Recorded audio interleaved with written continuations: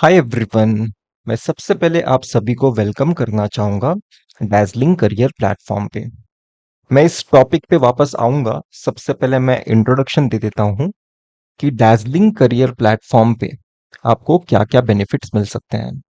अगर आप gate data science AI का फुल सिलेबस, ठीक है? फुल सिलेबस प्रिपरेशन करना चाहते हैं, आप मुझे मैसेज कर सकते हैं इस पर्टिकुलर व्हाट्सएप नंबर पे 21514।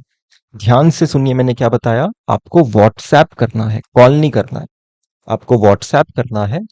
फिर आपके व्हाट्सएप का मैसेज जब आएगा तब मैं आपको खुद से कॉल करूंगा और आपको मेरे फुल सिलेबस कोर्स के बारे में डिटेल में एक्सप्लेन करूंगा।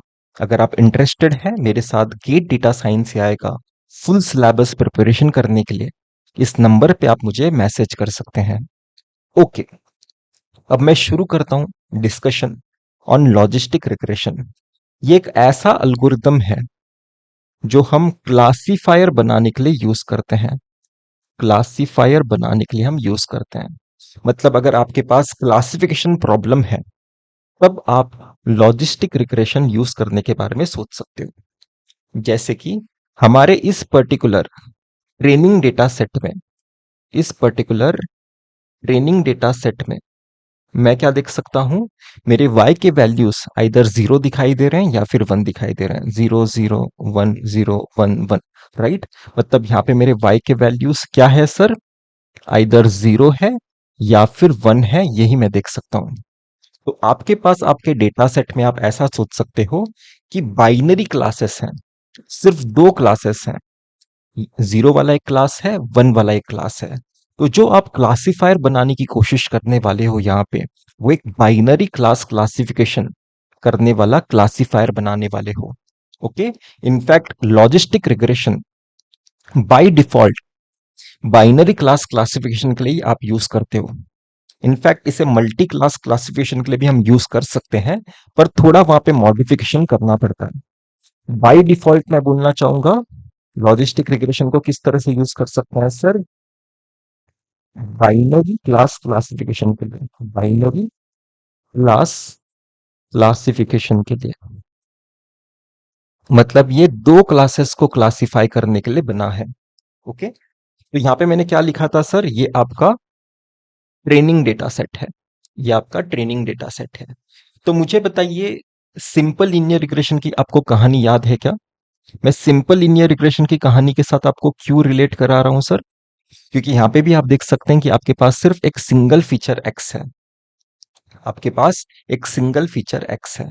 आपके पास मल्टीपल फीचर्स भी हो सकते हैं, तो वैसे टाइप के प्रॉब्लम्स में मैं आऊंगा। पर अभी मैंने just for the simplicity single feature वाला एक्स कंसिडर किया है। ओके। तो सिंपल लीनियर रिग्रेशन की मुझे कहानी याद है। उसमें मेरा सबसे पहला स्टेप होता था हाइपोथेसिस फंक्शन चूज करना। ठीक है, सबसे पहला स्टेप होता है हाइपोथेसिस फंक्शन को चूज करना। ठीक है। फिर हाइपोथेसिस फंक्शन में कुछ पैरामीटर्स हो गए, जिसे मैं कैसे लर्न करता हूं सर, जिसे मैं लर्न करता हूं कॉस्ट फंक्शन के हेल्प से। जिसे मैं लर्न करता हूं कॉस्ट फंक्शन को मिनिमाइज करते हुए अपने पैरामीटर्स को मैं लर्न करता हूं। तो ये कहानी मैंने अपने सिंपल लीनियर रिग्रेशन में देखा है। तो वो सेम कहानी हम यहां पे भी यूज करेंगे। मुझे एक हाइपोथेसिस फंक्शन की जरूरत है, मुझे एक कॉस्ट फंक्शन की जरूरत है। ओके। तो यहां पे आपका हाइपोथेसिस फंक्शन कैसे दिखाई देगा, मैं यहां पे लिख लेता हूं। यहां पे आपका हाइपोथेसिस फंक्शन कुछ ऐसे दिखाई देगा। 1 + e⁻⁻w0 + w1x। ठीक है। तो यहां पे जो आप हाइपोथेसिस फंक्शन यूज करने वाले हो लॉजिस्टिक रिग्रेशन में, वो एक सिग्मॉइड फंक्शन है। इस फंक्शन का नाम क्या होता है सर, इस फंक्शन का नाम सिग्मॉइड फंक्शन होता है। यहां पे मैं अभी के लिए लिख लेता हूं, मैं इसे बाद में विजुअलाइज कराने वाला हूं। इस फंक्शन का नाम क्या है, सिग्मॉइड फंक्शन। ठीक है। इस फंक्शन की खासियत क्या है मैं आपको बता देता हूं। इस फंक्शन का आउटपुट किसी भी पर्टिकुलर एक्स वैल्यू पे 0 और 1 के बीच में ही कुछ तो एक वैल्यू होगा। जब भी आप यहाँ पे एक फाइनाइट एक्स का वैल्यू रखोगे, यहाँ पे जब भी एक फाइनाइट एक्स का वैल्यू यहाँ पे सब्स्टिट्यूट करोगे, W0 W1 हम कुछ तो लर्न किए होगे राइट, पैरामीटर्स के वैल्यू। तो इस फंक्शन का आउटपुट 0 और 1 के बीच में ही हो सकता है। ठीक है, ये इस फंक्शन का खासियत है, सिग्मॉइड फंक्शन का खासियत है। ओके, यहाँ पे हम कॉस्ट फंक्शन कैसा यूज करने वाले हैं सर? यहाँ पे हम सम ऑफ स्क्वायर एरर वाला कॉस्ट फंक्शन नहीं यूज करेंगे। यहाँ पे हम जो कॉस्ट फंक्शन यूज करेंगे वो कुछ ऐसा दिखाई देता है, minus sign summation I equal to 1 to n, जितने आपके पास ट्रेनिंग डेटा सेट में पॉइंट्स हैं, कर्ली ब्रैकेट आपको ओपन करना है, y सुपरस्क्रिप्ट I, ठीक है, log of h of xi, ठीक है, इसे मैं लॉग के अंदर लिखा हूं ये बताना चाहता हूं, प्लस 1 - yi, ठीक है, log of 1 - h of xi, ठीक है। इसके लिए भी मैं व्हाइट कलर से इसे इंडिकेट करता हूं, ठीक है। तो ऐसा कुछ तो आपका कॉस्ट फंक्शन आपको दिखाई देता है। तो इस कॉस्ट फंक्शन का नाम क्या है सर? इस कॉस्ट फंक्शन का नाम है cross entropy, cross entropy, cross entropy cost function, cross entropy cost function, ठीक है। और यहां पे डेफिनेटली आप डिवाइड भी कर सकते हैं नंबर ऑफ ऑब्जर्वेशन से। जैसे नंबर ऑफ ऑब्जर्वेशन आप क्या सोच रहे हो इन जनरल कि n डेटा पॉइंट्स है मेरे ट्रेनिंग डेटा सेट में, तो यहां पे आप ऐसा भी सोच सकते हो कि यहां पे -1/n है। अभी किसी किसी टेक्स्ट बुक्स में number of training data points n के जगह m लेटर यहां पे यूज करेंगे, तो यहां पे भी m दिखाई देगा, यहां पे भी m दिखाई देगा। पर आपका कॉस्ट फंक्शन जो आप यूज करोगे लॉजिस्टिक रिग्रेशन में, ये यूज करेंगे, ठीक है।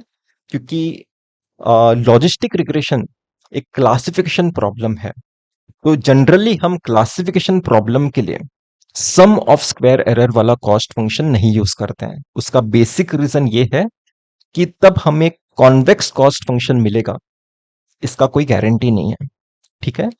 पर अगर हम cross entropy cost function use करेंगे तो इससे हमें बेनिफिट क्या मिलेगा सर? हमारा जो कॉस्ट फंक्शन होगा वो कैसा कॉस्ट फंक्शन होगा सर? वो एक कॉन्वेक्स कॉस्ट फंक्शन होगा, वो एक कॉन्वेक्स कॉस्ट फंक्शन होगा। ओके, मैं एक और चीज बताना चाहता हूं, जब भी हम किसी फंक्शन को कॉन्वेक्स है बोलते हैं, जरूरी नहीं है कि उसमें ग्लोबल मिनिमा एग्जिस्ट करेगा ही करेगा, ऐसा जरूरी नहीं है। ओके, इस कॉन्सेप्ट को ना मैं एक एग्जाम्पल के हेल्प से आपको समझाने की कोशिश करता हूं। एक्चुअली दो एग्जाम्पल्स के हेल्प से समझाने की कोशिश करता हूं। सबसे पहला एग्जाम्पल यहां पे कंसिडर कर रहा हूं, for example F of X equal to X square. Just for the simplicity हम सिंगल वेरिएबल फंक्शन को पॉइंट ऑफ व्यू में रखते हुए डिस्कशन करेंगे, ठीक है। तो एफ ऑफ एक्स कैसे दिखाई देता है सर? एफ ऑफ एक्स आपका कुछ तो फंक्शन ऐसे दिखाई देता है, मैं होप कर रहा हूं कि आपको पता है। एफ ऑफ एक्स आपका ऐसे दिखाई देता है, ठीक है। तो ये डेफिनेटली, ये एफ ऑफ एक्स जो फंक्शन है वो एक कॉन्वेक्स फंक्शन है, राइट। ये कैसा फंक्शन है सर? ये कॉन्वेक्स फंक्शन है। इसकी खासियत क्या है सर इस कॉन्वेक्स फंक्शन की? कि यहाँ पे एक ही ग्लोबल मिनिमा एग्जिस्ट करता है। तो अगर आप यहाँ पे ग्रेडियंट डिसेंट अप्लाई करोगे, आप कन्वर्ज करोगे सर ग्लोबल मिनिमा पे, ठीक है। इसलिए हम कॉन्वेक्स फंक्शन पसंद करते हैं। तो इस कॉन्वेक्स फंक्शन को ना ज्योमेट्रिकली आप कैसे समझ सकते हो? कोई भी फंक्शन, जैसे अगर यहाँ पे ये सिंगल वेरिएबल एक फंक्शन है, अगर आपको पहचानना है कि ये कॉन्वेक्स फंक्शन है, तो ज्योमेट्रिकली इसे आप कैसे सोच सकते हो पता है? इन फंक्शन पे ना कोई भी दो पॉइंट्स ले लीजिए, कोई भी दो पॉइंट्स, उन दोनों पॉइंट्स को ना आप ज्वाइन कर लीजिए, उन दोनों पॉइंट्स को आप ज्वाइन कर लीजिए। तो ये लाइन जो आप ज्वाइन करोगे ना, दो पॉइंट्स के बीच में ज्वाइन करके बनाओगे, वो लाइन उस दो पॉइंट्स के बीच में जो फंक्शन वाला पार्ट है उसके ऊपर दिखाई देगा। इन दो पॉइंट्स के बीच में फंक्शन वाला पार्ट कौन सा है सर? ये वाला पार्ट है। उन दो पॉइंट्स के बीच में लाइन वाला पार्ट कौन सा है सर? ये वाला पार्ट है। लाइन हमेशा ऊपर दिखाई देता है कॉन्वेक्स फंक्शन में। ये मैं ज्योमेट्रिकली आपको बता रहा हूं कि कैसे आप पहचान सकते हो। जैसे फॉर एग्जाम्पल आप ये दो पॉइंट्स कंसीडर करिए, यहां पे भी अगर आप ज्वाइन करोगे तो ये लाइन कहां पे दिखाई दे रहा है सर? फंक्शन वाले पार्ट के ऊपर दिखाई दे रहा है। ठीक है, ये कॉन्वेक्स फंक्शन की पहचान है। ओके, अभी मैं एक और आपके सामने एग्जाम्पल कंसिडर करता हूं। एग्जाम्पल टू, यहाँ पे जो मैं फंक्शन कंसिडर कर रहा हूं वो 1/x कंसिडर कर रहा हूं। तो यहाँ पे आपका फंक्शन कैसे दिखाई देगा सर? यहाँ पे आपका फंक्शन g ऑफ x अगर आप प्लॉट करोगे आपको कुछ तो ऐसे दिखाई देगा, राइट? ये भी एक कॉन्वेक्स फंक्शन है। ये भी एक कॉन्वेक्स फंक्शन है। यहां पे भी अगर आप ज्योमेट्रिकली अगर इसे देखने की कोशिश करोगे, फॉर एग्जांपल कोई भी दो पॉइंट्स ले लीजिए, इन दोनों पॉइंट्स के बीच में आप मतलब इन दोनों पॉइंट्स को एक लाइन से आप ज्वाइन करिए। इन दोनों पॉइंट्स को आप एक लाइन से ज्वाइन करिए तो आप क्या देख सकते हैं? ये जो फंक्शन वाला पार्ट है उस लाइन के फंक्शन वाला पार्ट लाइन के नीचे दिखाई दे रहा है, तो ये डेफिनेटली एक कॉन्वेक्स फंक्शन है। पर इस कॉन्वेक्स फंक्शन में ग्लोबल मिनिमा कहां पे एग्जिस्ट करता है सर? सबसे मिनिमम वैल्यू कहां पे एग्जिस्ट करता है? सबसे मिनिमम वैल्यू क्या होगा इस फंक्शन का? 0 होगा। वो कब आएगा? x टेंड्स टू इंफिनिटी पे आएगा। तो यहाँ पे ग्लोबल मिनिमा एग्जिस्ट नहीं करता सर। ये कॉन्वेक्स फंक्शन तो है पर यहाँ पे ग्लोबल मिनिमा एग्जिस्ट नहीं करता। ठीक है, तो आप यहाँ पे जब ग्रेडियंट डिसेंट यूज करोगे, अगर आपने अप्रोप्रिएट स्टेप साइज यूज किया, इनफ इटरेशंस यूज किए, तो आप कन्वर्ज कर जाओगे सर, जहां पे आपके फंक्शन की वैल्यू अब चेंज नहीं हो रही है। पर क्या आप एग्जैक्ट ग्लोबल मिनिमा यहाँ पे एग्जिस्ट करता है ऐसा बता सकते हो? यहाँ पे एग्जैक्ट एक ग्लोबल मिनिमा एग्जिस्ट करता है क्योंकि ये फाइनाइट एक्स के वैल्यू पे आता है। पर यहाँ पे ग्लोबल मिनिमा एग्जिस्ट नहीं करता। क्यों? क्योंकि ये एक्स टेंड्स टू इंफिनिटी पे आता है। पर ये कॉन्वेक्स फंक्शन है। तो ये मैं पर्टिकुलर पार्ट आपको क्यों बता रहा हूं सर? क्योंकि लॉजिस्टिक रिग्रेशन में आपका कॉस्ट फंक्शन ऐसा हो सकता है जहां पे ग्लोबल मिनिमा एग्जिस्ट नहीं करता। ठीक है, पर हम ग्लोबल मिनिमा के पास कन्वर्ज करने की कोशिश कर सकते हैं, राइट? ग्रेडियंट डिसेंट यूज करके। ओके, तो अब तक आपने क्या देखा सर? अब तक आपने देखा कि यहां पे भी आपको स्टेप 1 एंड स्टेप 2 खुद से डिसाइड करना है। लॉजिस्टिक रिग्रेशन में हम क्या करते हैं सर? ये पर्टिकुलर हाइपोथेसिस फंक्शन के साथ काम करते हैं। कॉस्ट फंक्शन कौन सा होता है सर? हमारा binary cross entropy cost function होता है जो हम लॉजिस्टिक रिग्रेशन में यूज करते हैं। सबसे पहले इस फंक्शन को मैं आपको बताना चाहता हूं। ये जो फंक्शन है ना, वो एक सिग्मॉइड फंक्शन है। सिग्मॉइड फंक्शन है। ये सिग्मॉइड फंक्शन दिखाई कैसे देता है मैं बताना चाहता हूं। For example F of x अगर आपका ऐसा होता, 1/1 प्लस ई पावर माइनस एक्स, अगर ऐसा कुछ तो होता, आपका ये फंक्शन कुछ ऐसे दिखाई देगा। ठीक है, यहाँ पे मैं F of x axis use कर रहा हूं, ये पर्टिकुलर ओरिजिन वाला पॉइंट है। तो आपका ये पर्टिकुलर फंक्शन कुछ तो ऐसे दिखाई देता है। ठीक है, जहां पे आप क्या देख सकते हैं सर? इस पर्टिकुलर फंक्शन का value x tends to infinity पे 1 होगा। इस पर्टिकुलर फंक्शन का value x tends to infinity पे 1 होगा। 0 कब होगा sir? x tends to minus infinity पे। ठीक है, जिससे इसे मैं समझाने की कोशिश करता हूं।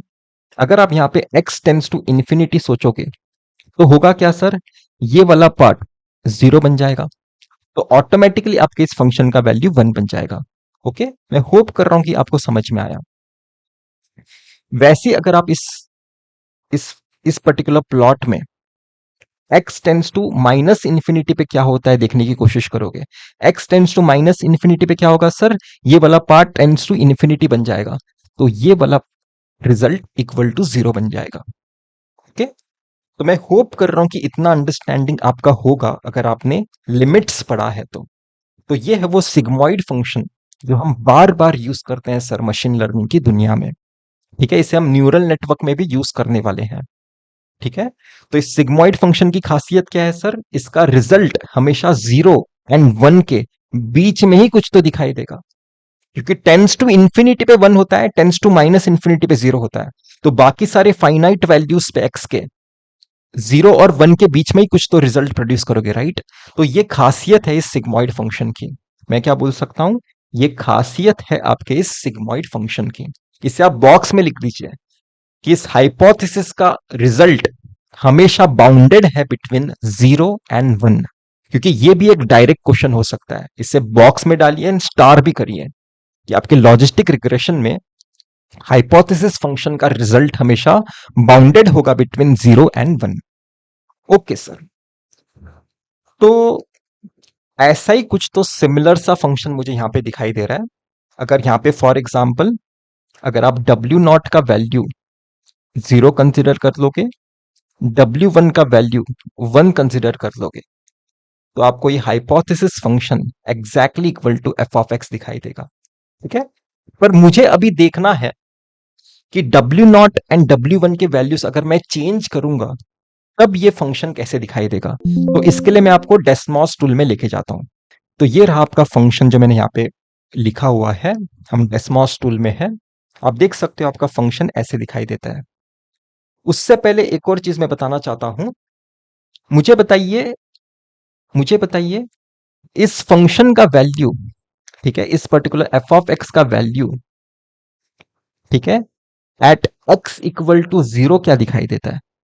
एट एक्स इक्वल टू 0 क्या दिखाई देता है? अगर एक्स का वैल्यू अगर आप यहाँ पे 0 रखोगे तो यहाँ पे क्या दिखाई देगा सर? 1/2 दिखाई देगा। तो इस फंक्शन का वैल्यू मुझे हाफ दिखाई दे रहा है। किसका सर? एफ ऑफ एक्स का वैल्यू। एफ ऑफ एक्स का वैल्यू। एच ऑफ एक्स थोड़ा डिफरेंट है, राइट? तो ये कैसे बिहेव करेगा वो मुझे देखना है। यहां पे मैं इसे प्लॉट करके बताया हूं।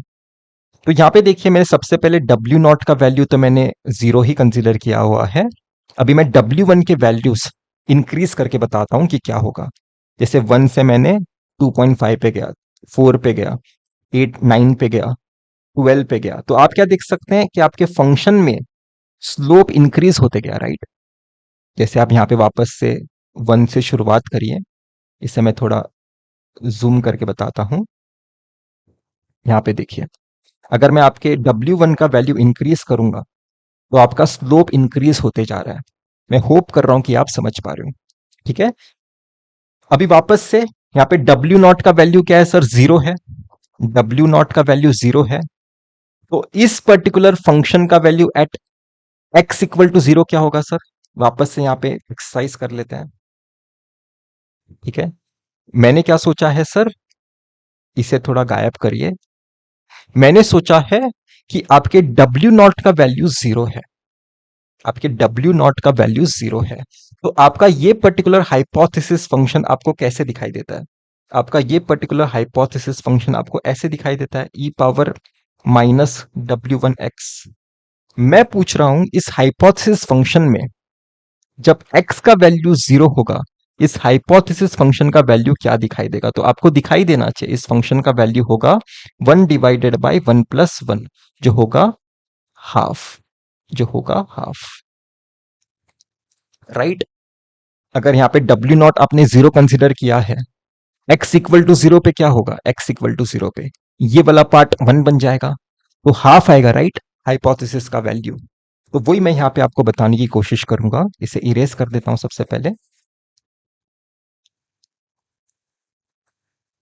यहाँ पे आप देखिए, एट x इक्वल टू 0 0.5 है आपके फंक्शन का वैल्यू, 0.5 है, राइट? 0.5। ओके। अभी हम एक काम करते हैं, W0 के वैल्यूज के साथ छेड़खानी करते हैं। अगर मैं यहाँ पे W0 का वैल्यू अगर पॉजिटिव करूंगा तो क्या होगा? देखिए, अगर आपने W0 का वैल्यू पॉजिटिव किया तो आपका ये पर्टिकुलर फंक्शन लेफ्ट साइड में शिफ्ट हो रहा है। वैसे अगर आपके W0 के वैल्यूज को अगर आप डिक्रीज करने की कोशिश करोगे, नेगेटिव करने की कोशिश करोगे, तो आपका ये पर्टिकुलर फंक्शन राइट साइड में शिफ्ट हो रहा है, ऐसा आप सोच सकते हो। तो यही पर्टिकुलर हम यहां पे लिख देते हैं। मैंने क्या देखा कि मैं W1 के वैल्यूज के साथ स्लोप को एडजस्ट कर सकता हूं, स्लोप को एडजस्ट कर सकता हूं। जैसे मैं W1 को इंक्रीज करूंगा, क्या होगा सर? स्लोप इंक्रीज होगा। इसका उल्टा मेरे हिसाब से वापस लिखने की जरूरत नहीं है। W1 डिक्रीज करोगे तो स्लोप डिक्रीज होगा। W0 पे मैंने आपने क्या देखा सर? जैसे आप आपके W0 के वैल्यूज को डिक्रीज करोगे, ठीक है, तो आपका ये हाइपोथेसिस फंक्शन कहां पे शिफ्ट होगा सर? राइट साइड में शिफ्ट होगा डिक्रीज करने पे। अगर आपने W0 के वैल्यूज को इंक्रीज किया तो आपका ये फंक्शन आपको कैसे दिखाई देगा सर? कि ये लेफ्ट साइड में शिफ्ट हो रहा है ऐसा आपको दिखाई देगा। ठीक है, मतलब लेफ्ट साइड में जा रहा है ऐसा आपको दिखाई देगा।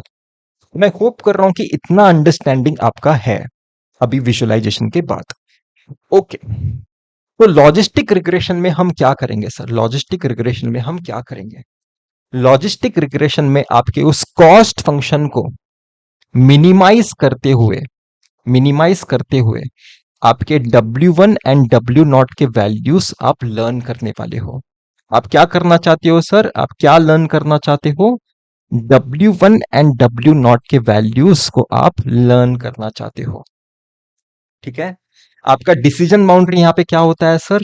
आपका डिसीजन बाउंड्री, जो आप क्लासिफायर बनाना चाहते हो उसे हम डिसीजन बाउंड्री भी बोलते हैं। यहां पे आपका डिसीजन बाउंड्री क्या होता है? सिंपली ये वाला पार्ट यहां पे मैं लिख देता हूं। सिंपली आपका ये वाला जो पार्ट है उसे इक्वेट टू जीरो करिए, वही आपका डिसीजन बाउंड्री है। तो यहां पे आपका डिसीजन बाउंड्री क्या होगा?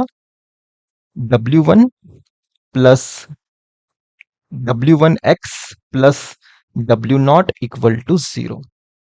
ठीक है, ये है आपका डिसीजन बाउंड्री। जहां पे आप x को कैसे देख सकते हो sir? -W0 divided by W1। तो यहां पे आप क्या देख सकते हैं? आपका डिसीजन बाउंड्री, आपका डिसीजन बाउंड्री एक सिंगल पॉइंट है। आपका डिसीजन बाउंड्री क्या है सर? एक सिंपल पॉइंट है, या फिर आप सोच सकते हो एक सिंपल कट ऑफ है। ठीक है, जहां पे आप क्या सोचने वाले हो सर? इस x के ग्रेटर देन साइड एक पर्टिकुलर क्लास प्रेडिक्ट करोगे, इस x के लेस देन सारे x के वैल्यूज के लिए एक पर्टिकुलर क्लास प्रेडिक्ट करोगे। इसे मैं समझाने की कोशिश करता हूं। जैसे आप आपका जो मॉडल बनाते हो क्लासिफिकेशन प्रॉब्लम में, वो कौन से स्पेस में बनाते हो सर? जब ये आपको ड्रॉ करना होता है मॉडल, आप कौन से स्पेस में आपका मॉडल ड्रॉ करते हो? फीचर स्पेस में आपका मॉडल आप ड्रॉ करते हो, राइट? फीचर स्पेस में, फीचर स्पेस में। तो आपका फीचर स्पेस क्या होगा? अगर आपके पास एक सिंगल वेरिएबल वाला डेटा है, सिंगल वेरिएबल वाला एक्स है, तो आपका फीचर स्पेस तो सिर्फ एक सिंगल एक्सिस है, एक्स एक्सिस, एक सिंगल एक्सिस है। तो आप सोच सकते हो कि ये है वो कट ऑफ, ये है वो कट ऑफ। जैसे -W0/W1 कहां पे दिखाई देगा? जैसे फॉर एग्जाम्पल ये इसका कुछ तो ओरिजिन है, तो आप सोच सकते हैं कि यहां पे कहीं तो नेगेटिव साइड में होगा -W0/W1। ठीक है, तो आप सोच सकते हैं कि जो भी पॉइंट्स इस पर्टिकुलर कट ऑफ के एक साइड है, उसके लिए आप एक पर्टिकुलर क्लास प्रेडिक्शन लेने वाले हो। जो भी पॉइंट्स इस कट ऑफ के लेफ्ट साइड में है, उसके लिए कोई दूसरा क्लास प्रेडिक्शन लेने वाले हो। ठीक है, जब आपके डेटा पॉइंट्स को आप इस एक्सिस पे रखोगे, ठीक है, आप प्रेडिक्शन कैसे लेने वाले हो मैं बताना चाहता हूं। आप प्रेडिक्शन कैसे लेने वाले हो वो मैं बताना चाहता हूं। ठीक है, आप सोच सकते हो कि इस पर्टिकुलर साइड एक क्लास प्रेडिक्शन लोगे, और आपके इस दूसरे साइड आप कोई दूसरा क्लास प्रेडिक्शन लोगे, क्योंकि आपके पास दो ही क्लासेस हैं, राइट? आपके पास दो ही क्लासेस हैं। तो ये है वो डिसीजन बाउंड्री। इसके एक साइड दूसरा क्लास है, इसके दूसरे साइड कोई दूसरा क्लास है प्रेडिक्शन करने के लिए। मैं होप कर रहा हूं कि इतना पार्ट आप समझ पा रहे हो। ओके सर, इसे मैं थोड़ा और आपको अच्छे से विजुअलाइज कराता हूं। जैसे आपका फीचर स्पेस क्या है सर? फीचर स्पेस, यहां पे एक सिंगल वेरिएबल है एक्स। ठीक है, फॉर एग्जाम्पल आपके क्लास 1 वाले पॉइंट्स, ठीक है, क्लास 1 मतलब y इक्वल टू 1 वाले पॉइंट्स आप येलो कलर से इंडिकेट करने वाले हो। फॉर एग्जाम्पल क्लास 1 वाले पॉइंट्स यहां पे है, ठीक है। एंड क्लास 0 वाले पॉइंट्स, क्लास 0 वाले पॉइंट्स मतलब y इक्वल टू 0 वाले पॉइंट्स मैं ब्लू कलर से इंडिकेट करने वाला हूं। फॉर एग्जाम्पल यहाँ पे है कुछ तो इस तरह से, ठीक है। तो क्या होगा सर, आपका कट ऑफ कहां पे दिखाई देगा सर, आपका कट ऑफ आपको बीच में कहीं तो यहां पे दिखाई देगा। आपका कट ऑफ आपको बीच में कहीं तो यहां पे दिखाई देगा, ठीक है। आप क्या करोगे, इसके इस पर्टिकुलर साइड आप क्लास 1 प्रेडिक्शन लेने वाले हो, आप सोच सकते हो। आपके इस डिसीजन बाउंड्री के लेफ्ट साइड में आप 0 क्लास प्रेडिक्शन लेने वाले हो, ऐसा आप सोच सकते हो। तो ये है आपका वो कट ऑफ या फिर आपका डिसीजन बाउंड्री। डिसीजन बाउंड्री यहाँ पे मैं बताना चाहता हूं, यहाँ पे मैं ऐसा वॉल जैसा बनाया हूं, पर ये मैं एक लाइन नहीं बनाया हूं, क्योंकि लाइन आपको 2D प्लेन में बनाना होता है। तो ये एक सिंगल पॉइंट है जो आपका कट ऑफ है। यहाँ पे मैं लिखना चाहता हूं, ये क्या है सर, आपका कट ऑफ है या फिर थ्रेशोल्ड है, ऐसा आप सोच सकते हैं। कट ऑफ पॉइंट है। जैसे इस पॉइंट को फॉर एग्जांपल मैं ए नाम से बुलाता हूं, तो आप सोच सकते हैं कि जब भी आपका x greater than equal to a होगा, तो आप प्रेडिक्शन लेने वाले हो 1, मतलब उन सारे पॉइंट्स के लिए आप प्रेडिक्शन लेने वाले हो 1। जब भी आपका एक्स लेस देन ए होगा, तभी आप प्रेडिक्शन लेने वाले हो 0, ठीक है। तो जैसे आपके इन ट्रेनिंग डेटा पॉइंट्स के लिए अगर आप प्रेडिक्शन लोगे, तो इन सारे पॉइंट्स के लिए आप 1 प्रेडिक्शन लेने वाले हो, इन सारे पॉइंट्स के लिए आप 0 प्रेडिक्शन लेने वाले हो। तो मैं होप कर रहा हूं कि आप समझ पा रहे हो कि लॉजिस्टिक रिग्रेशन की कहानी क्या है। ओके सर, इसे हम और अच्छे से डिस्कस करेंगे, अभी जस्ट मैंने आपको इंट्रोड्यूस किया है logistic regression. Okay sir, thank you.